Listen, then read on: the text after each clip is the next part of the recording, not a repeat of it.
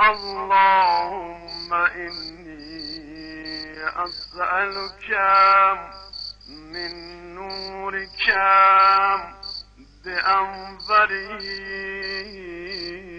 وكل نورك نير.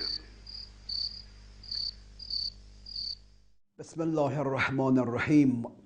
لا حول ولا قوة الا بالله العلی العظیم. در ادامه برنامه‌های گذشتمون که محور سخن کلمات نورانی مولامون امیر مؤمنانه، رسیدیم به این طایفه پنجم که فرم خوشا به حال اون کسانی که با این ویژگی زندگی میکنن و حسنت خلیقته.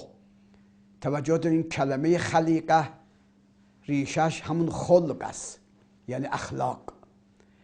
حسنت خلیقته یعنی آنهایی که دارای اخلاق زیبایند. میدانید یکی از آموزه های مهم دینی ما بحث اخلاقه.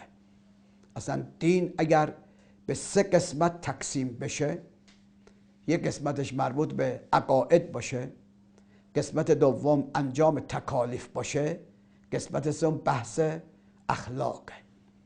چه بسا اگر اخلاق خوبی نباشه، اون چه که انسان به عنوان واجبات انجام میده، اون اثری که باید بگذره نمیگذره.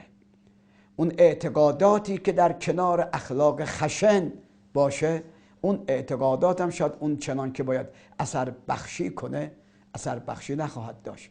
اخلاق، در عظمت اخلاق اینقدر کافی است که خدای متعال وقتی پیامبرش رو میخواد تکریم بکنه و تقدیر کند از رسول مکرم اسلام، این تعبیر رو می آورد: انک لعلی خلق عظیم. تو دارای اخلاق بزرگی هستید. متاع دنیا با همه زیادیش قرآن ازش تعبیر میکنه و متاع دنیا قلیل، اما در مقابل اخلاق پیغمبر تعبیر به عظیم می آورند. اجمالاً بحث اخلاق یه بحث بسیار مهمی است. انسان در بعد گفتاری چگونه با مردم سخن بگد، در بعد عملی چگونه عمل کند، در باب معاشرت چگونه معاشرت کند، یک مرد با همسرش چگونه برخورد کند، همسر با شوهرش، والدین با اولاد، اولاد با والدین، برادر نسبت به خواهر، خواهر نسبت به برادر، حتی کارگر نسبت به کارفرما، کارفرما نسبت به کارگر. تمام اینا میطلبد که اون اخلاقی که اسلام دستور داده ما دنبال رو اون اخلاق باشیم. در عظمت اخلاق و صفات حسنه و اخلاق کریمه اینقدر کافی است که فرمودن الخلق الحسن نصف الدین. اخلاق زیبا نصف دینه.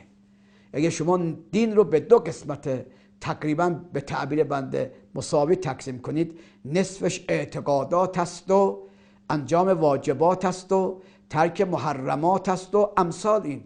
نصف دیگهش درس معاشرته که این معاشرت با مردم ظهور و بروزش در اون اخلاقه که آدم چگونه با مردم معاشرت کنه.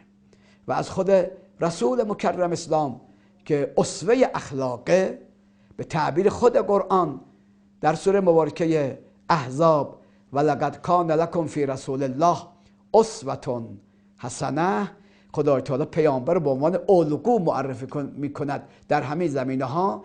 از این وجود نازنین که الگوست، هم در بعد رفتاری، هم در بعد گفتاری، هم عملی، هم اعتقادی، از این رسول الله سوال میکنن آقا برترین شی چیه؟ فرمود الخلق الحسن، اخلاق زیبا. باز در عظمت اخلاق زیبا آیون اینقدر کافی است که فرمود یک کسی شبها را تا سحر به عبادت مشغول باشه، خیلی عجیبه. روزها هم روزدار باشه، روز صائم النهار باشه و شب قائم اللیل باشه، در حال عبادت مشغول بندگی باشه. چقدر ثواب داره این آدم در همه عمرش یا اغلب عمرش این گونه باشد. فهم کسی که دارای اخلاق زیباست، به برکت اون اخلاق زیبا همون ثوابی رو بهش میدن که همه شبها را به تهجد مشغول بوده و روزها را به روزداری. بنابراین معلوم میشه اخلاق اونم اخلاق حسنه به اصطلاح آثار و برکاتی دارد و در ثواب و در مسائل اجر و پاداش همتای اون کسی است که شبها را به عبادت و روزها رو روزه بدارد. البته جای سخن بیش از این است، دامنه سخن گسترده است، ولی به همین اندازه اکتفا میکنیم.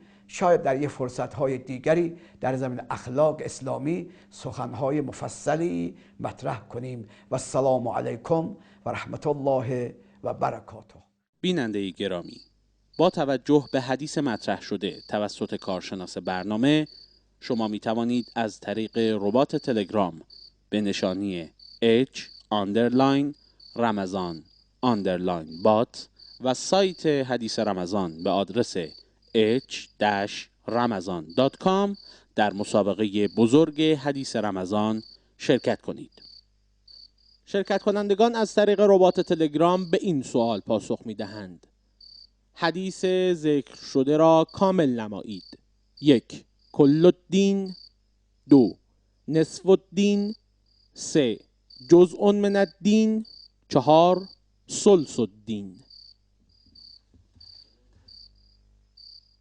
شرکت کنندگان از طریق سایت به این سوال پاسخ می دهند: اگر دین را به 3 قسمت تقسیم کنیم، آن قسمت ها کدام یک از گزینه های زیر خواهد بود؟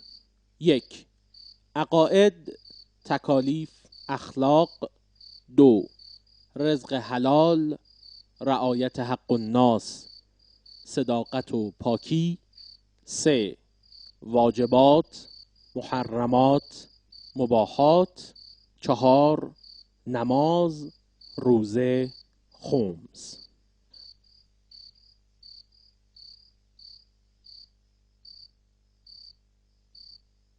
همراه باشید با حدیث رمضان.